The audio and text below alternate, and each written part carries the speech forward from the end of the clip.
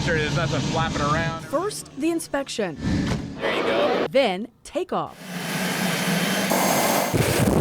This is often the view as CHP officers fly to help someone stranded in the snow. For CHP pilots on their way to a mission, their focus isn't as much the mission itself, instead the hazards and the risks, and making sure they have a successful outcome. Mike Petkoff learned the risk firsthand. This CHP video shows him isolated in the powder. They couldn't find somewhere to land that night in the dark.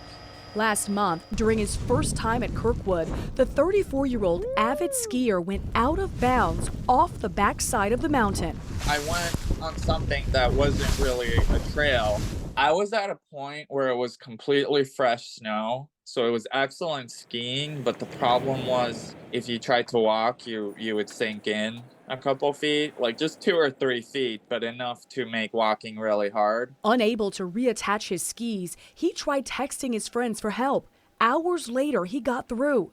This picture pinpoints his location.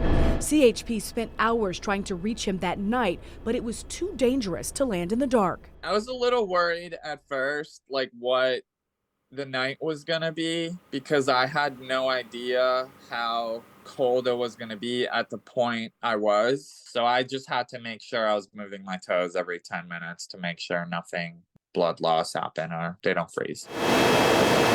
On our trip with CHP, during the day, near Velma Lake, we saw the whiteout conditions rescuers face firsthand.